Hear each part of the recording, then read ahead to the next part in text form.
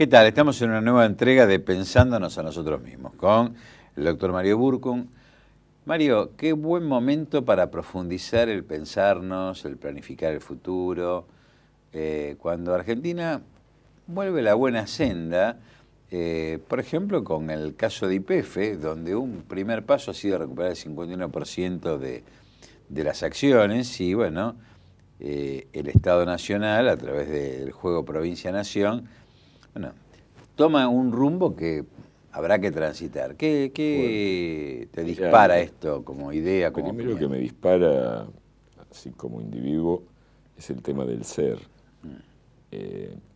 Volvemos a poder dignamente avanzar en nuestra comprensión de nuestro ser nacional, que por distintas circunstancias, no nosotros como individuos, pero sí en la temática del conjunto de la sociedad, era algo que había quedado un poco relegado en finales de los 80, años 90 en nuestro país.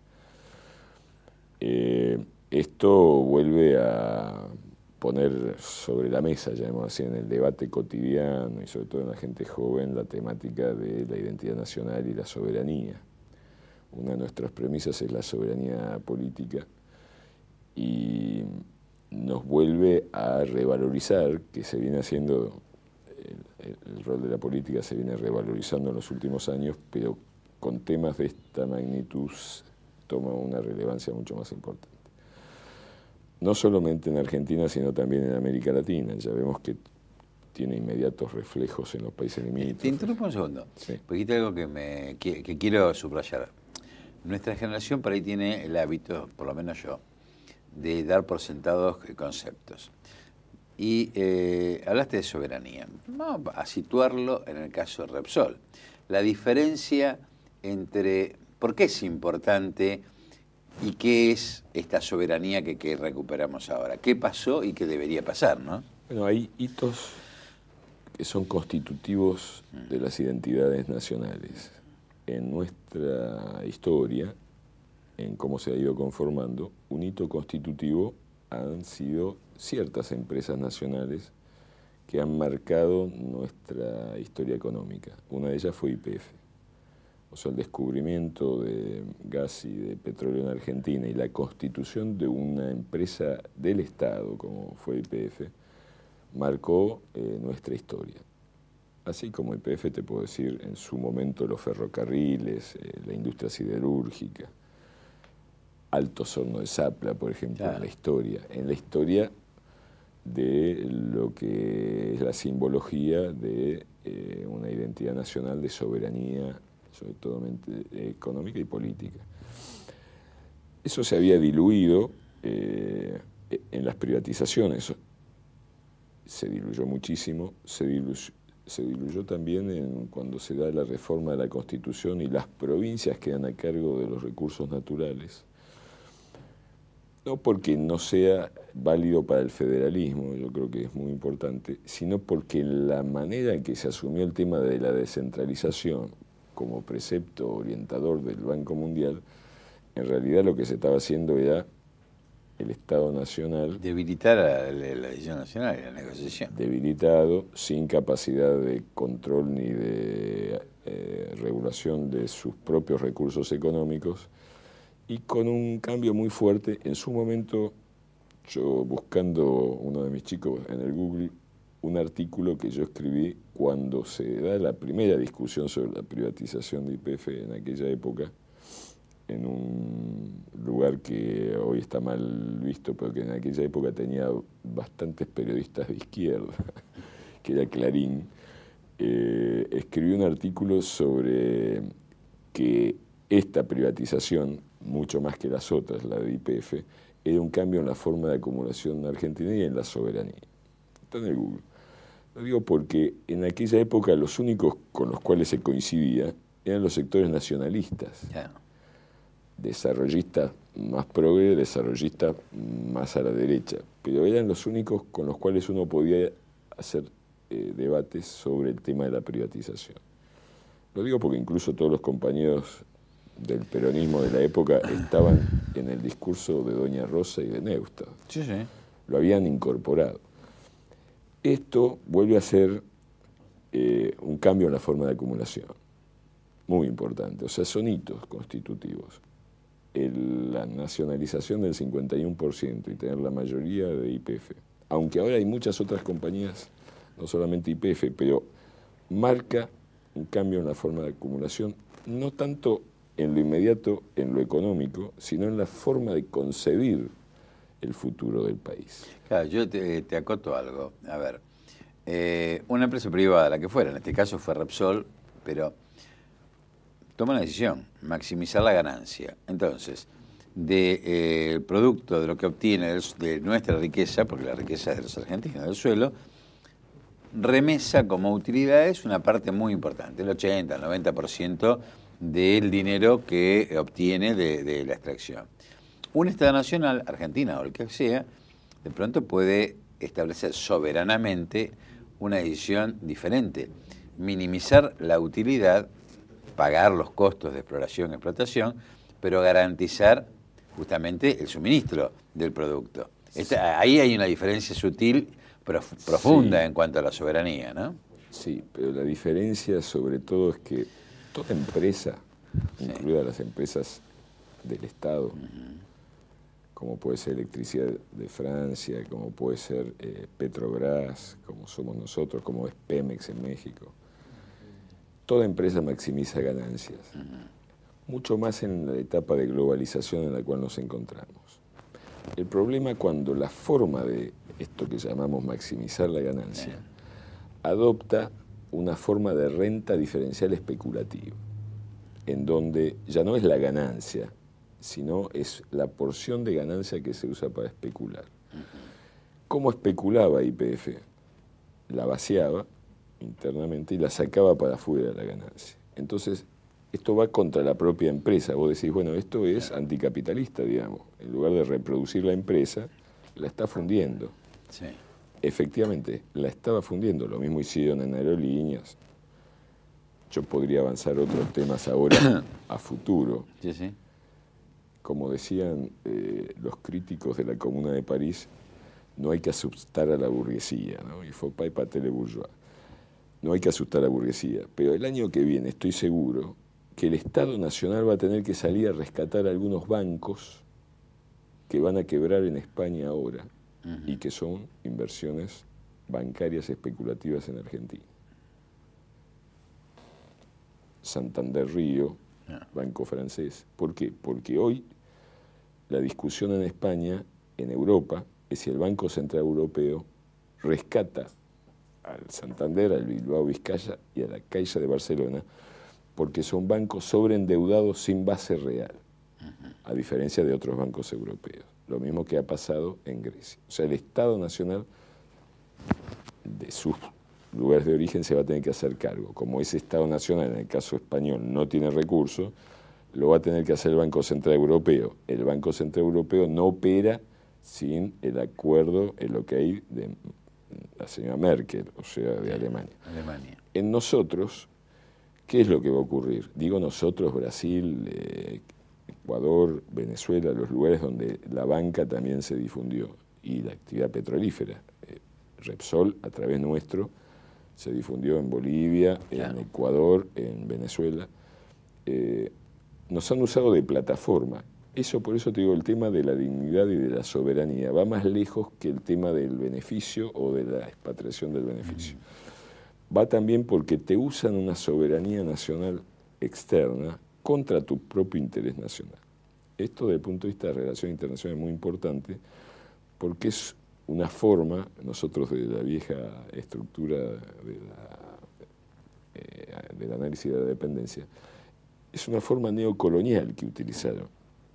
Ahora, si vamos a lo específicamente económico, tener en este momento un recurso natural forma parte de una guerra internacional que hay por apropiarse de los recursos naturales, no solamente para maximizar la ganancia, sino para tener la garantía de que los costos de producción empresariales en los lugares de origen bajan. Y uno de los costos claves en este momento son los recursos naturales. No solamente la energía, como era desde los años 70, sino fundamentalmente también minerales escasos, minerales raros, como el litio, por ejemplo, del cual nosotros tenemos mucho. O sea que esto hay que verlo en un contexto mucho más amplio que el específico YPF o el específico autoabastecimiento.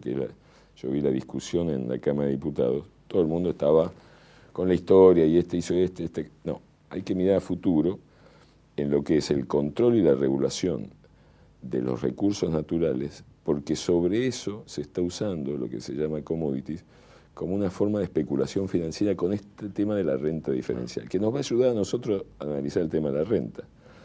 Porque si vemos el tema sobre la soja, hoy estamos todos contentos. Digo, todos contentos, estamos contentos nosotros oficialistas con las retenciones, porque la soja subió y tenemos más recursos tributarios. Está contenta la oposición de la mesa de enlace porque la soja subió y ellos con digamos, la batalla política perdida, que fue una victoria de lo pirro nuestra, pero que a ellos les permitió mantener las retenciones, hoy siguen ganando muchísimo más de la renta diferencial. Porque una soja superior a $400 permite esa renta diferencial especulativa y hoy está a 550. Entonces, sideral la diferencia.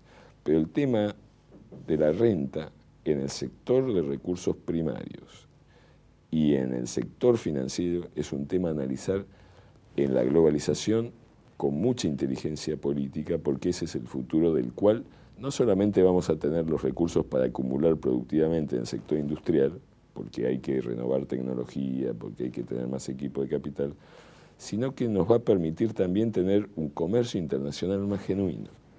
Porque si no nos vamos a terminar peleando por los zapatos con los brasileños, los pollos. O sea, nos vamos a terminar en el chiquitaje cuando lo importante es una disputa en el comercio internacional con los grandes productores. Acá, perdóname, Mario, aparece un desafío en el escenario. Bien dijiste vos, décadas atrás, no solo los sectores del peronismo, digamos, estaba naturalizado que era que lo que había que hacer era eso porque el mundo iba en ese sentido. Hay una especie de amoralidad, ¿no? Es decir, no el deber ser, si todos van por ahí, tenemos que ir por acá, y otros hoy con la misma moralidad dicen, bueno, hoy el mundo va por otro lado, empecemos a cambiar. El gran desafío de esta nave insignia que en el cambio de rumbo político marca lo de YPF es hacerlo bien, porque si no, hacerlo mal puede significar un regreso a las peores prácticas privatistas, pero mucho más desaforadas, ¿no? El capitalismo actual es un capitalismo salvaje. Ya, absolutamente. Entonces está la pelea financiera por la volatilidad, está la pelea por los recursos naturales, está la pelea por tratar de quebrar al movimiento obrero y llevarlo a bajos salarios. Fíjate el tema de la desocupación en Europa y la no resolución de la desocupación incluso en los BRICS. Sí, Estamos mejor, pero tampoco nada extraordinario. Estos tres temas son nuestros temas a futuro. Yo creo que la conducción política eso lo tiene bastante claro. No la mayoría de los cuadros de dirigencia. ¿Eso qué significa? Que los que tengan la toma de decisión del sector empresarial lo tienen que tener claro. No es solamente saber de energía para conducir YPF. Tiene que ser un cuadro político que sepa también energía. Porque si no nos vamos a encontrar con que vamos a buscar una persona que sea del ambiente de la energía y que esté reconocida, pero que políticamente siga en la misma filosofía anterior, haga todo lo contrario. Porque no es solamente que YPF ande bien económicamente, sino que YPF marca el rumbo, marca la orientación de todo el conjunto de la infraestructura energética. Entonces, si nosotros queremos una alianza estratégica con Brasil, a saber, en la UNASUR, o sea, con Petrobras, una alianza estratégica con yacimientos petrolíferos fiscales de Bolivia, una alianza estratégica con Ecuador, una con PDVSA, porque eso nos va a dar la posibilidad, desde una integración regional de la infraestructura, de la energía, avanzar mucho más sobre el sector financiero y tener una integración a ese nivel y poder competir en un mundo que cada vez más hay un proteccionismo, pero no nacional, hay un proteccionismo regional. Nos dejamos un minuto por aquí, hacemos una breve pausa y seguimos hablando bueno, de este cambio de modelo o paradigma que se está produciendo en Argentina y en nuestra Sudamérica. Ya volvemos con Pensándonos a nosotros mismos.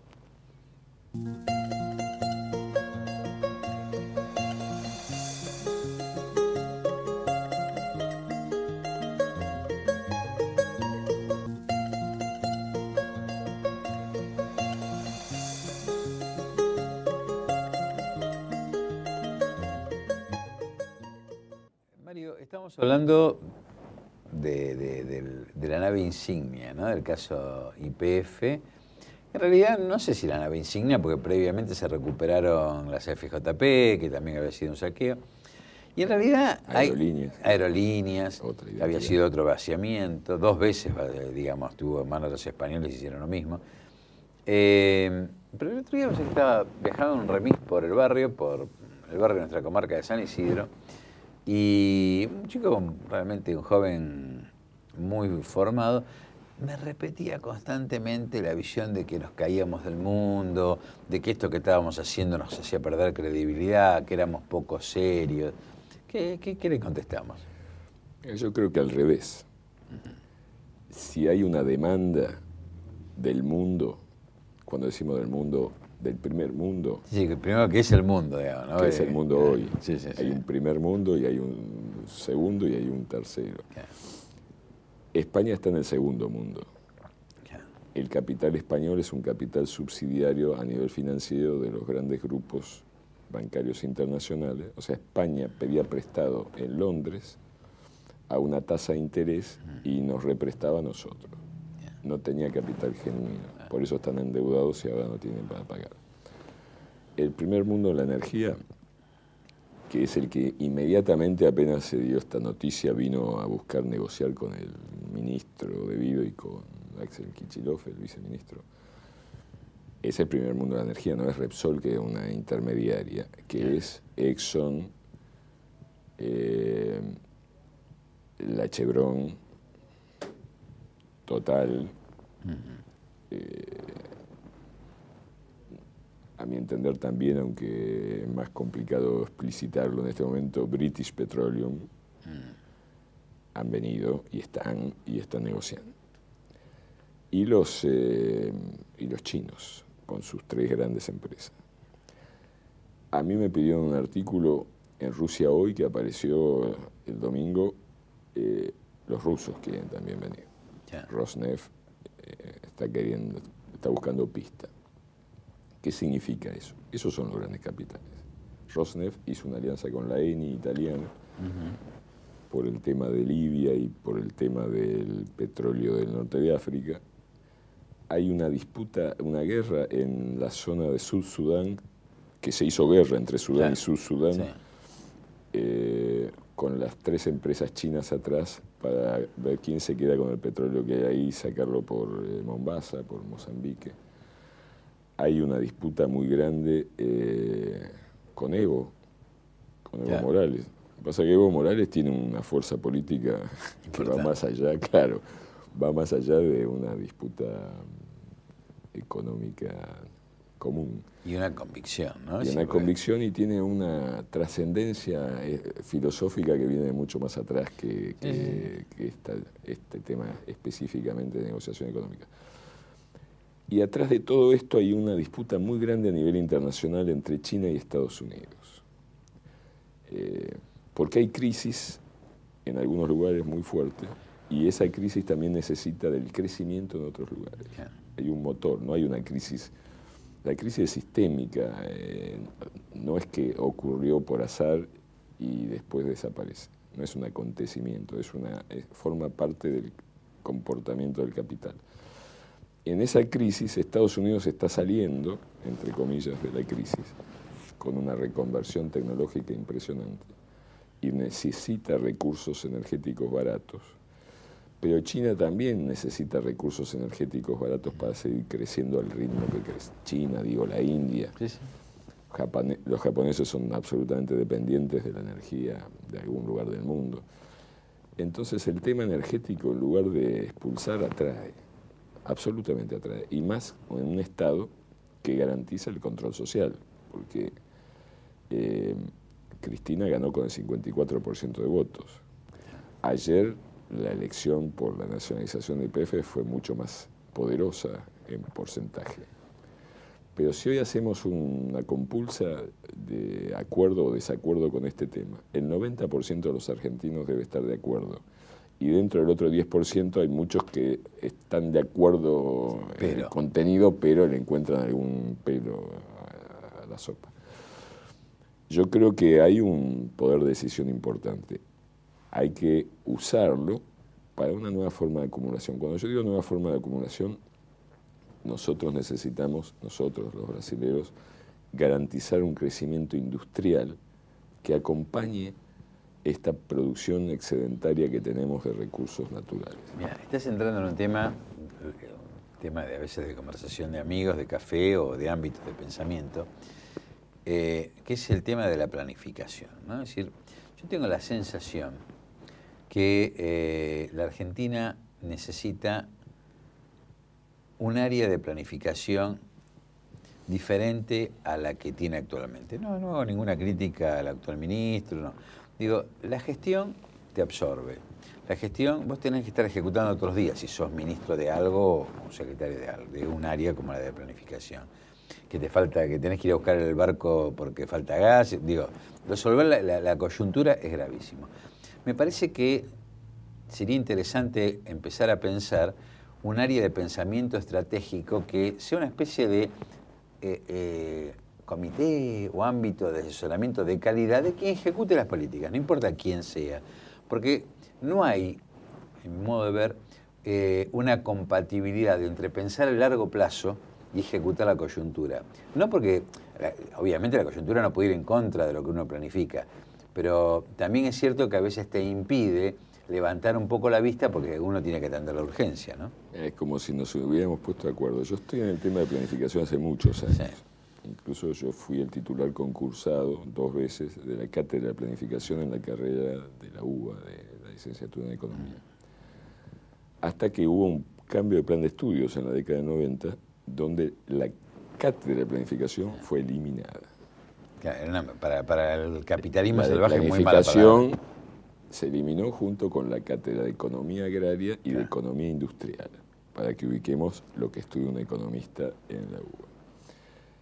Después hubo diversidad de formas de planificación en Argentina, ayornadas las últimas planificaciones hechas, la que se hizo en el Ministerio de Debido, que es una planificación de infraestructura de proyectos, más que una planificación, que tiene que ver con el tema del plan energético, tiene que ver con el tema del plan de infraestructura.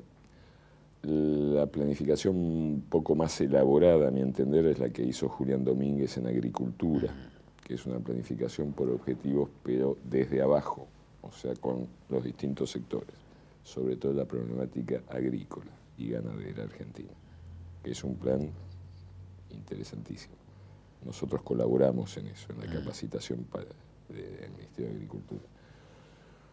Pero planificación en el sentido que vos decís, no hay. Los que más están preocupados por el tema, no quiero ni idealizar ni nada, pero estuve en un congreso hace poco en Porto Alegre, son los brasileños. Pero Brasil tiene una tradición de planificación. Planifica, claro, pero quiere ir más lejos. ¿Qué significa ir más lejos? Un grupo, como vos decís, de pensadores a futuro de hacia dónde va la América Latina y sobre todo la UNASUR. Empezando por Argentina, Uruguay y Brasil. Ellos lo ven como una necesidad imperativa y de cortísimo plazo. Nosotros todavía no lo vemos eso como necesidad porque estamos trabajando de manera pragmática para resolver situaciones como esta de YPF, donde como diríamos, es muy alevoso el comportamiento del capitalismo salvaje. O sea que hay que corregir porque ya es una destrucción. Pero para mí a largo plazo hay que planificar. Un grupo de planificadores no significa crear otra vez una secretaría de planificación, porque hay varias, hay ministerio, está todo bien.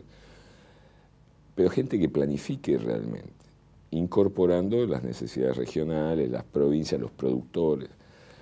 incorporando esto que decimos de la integración regional. No se puede hoy planificar si no hay un acuerdo de una zona monetaria y de política fiscal común, que se llama las zonas target, para que no haya un problema. Vos planificás a mediano y largo plazo y en 2 meses te hacen un agujero con el tipo de cambio y una corrida bancaria. O sea, planificar medidas de intervención rápida a ese nivel. No podés planificar a mediano y largo plazo si no tenés muy sensibilizado tu mecanismo con los sectores productores de las materias primas, esto que decimos. Porque si no, caes en una concentración y centralización con los grupos más grandes. O sea, si yo quiero sacar ahora petróleo, me es fácil ir en directo con la Exxon en lugar de ver cuál sería modernizada mi burguesía nacional y regional. O sea, quiénes son aquellos que están en el tema, pero que no tienen esa dimensión de recursos tan grande. ¿Cómo hacer para meterlos adentro? No puedo planificar el sector industrial, de crecimiento industrial con nuevas tecnologías, si no miro también qué pasa con mi pequeña y mediana empresa, porque si no, desconozco mi realidad histórica de crecimiento de mi capitalismo. A ver, te agrego la última. Dale, te iba a decir no puedo desconocer la historia de mi movimiento obrero, porque yo tengo un costo salarial que no es solamente una reivindicación de salario o de poder adquisitivo del salario, es una reivindicación de condiciones sociales que hacen a que mi obrero tiene una historia que lo hace mucho más digno en cuanto a identidad a que a lo mejor un obrero en la parte campesina de China o en el sur de la India o incluso en el nordeste brasileño. O sea, tengo una historia que tengo que reconocer. Que tiene que hacer la identidad, ¿no? Es decir, la particularidad de la Argentina. Y lo que creo también complementariamente a lo que vos decís, Mario, es que en realidad a veces se le teme a ámbitos de planificación como que se va a cambiar el lugar de la decisión. En realidad yo en lo particular lo que pienso es que los ámbitos de planificación planifican alternativas para la toma de decisión política en el momento oportuno de quien maneja la información, que es el Poder Ejecutivo. A ver, quien gobierna tiene una información que no tiene quien piensa hacia dónde se debe ir, porque el sentido del momento y la oportunidad se van dando. Yo doy un ejemplo muy claro. El tema de la CFJP, habíamos muchos que veníamos pensando qué es lo que había que hacer, lo habíamos escrito, dicho y demás. Néstor Kirchner, en un momento, lo mandó a La Baña a amenazar con destruir las CFJP o acabarlas, y esto sirvió como para reestructurar la deuda argentina. Fue un instrumento utilizado con habilidad en ese momento. Cristina Fernández de Kirchner, en su momento, cuando Vudú hace coincidir estos ideales que muchos teníamos con los intereses de la época, decide acabar con el sistema de FJP en otro momento histórico donde también había otra posibilidad y otra ecuación de fuerzas por una crisis que se daba en el mundo, porque los planes se dan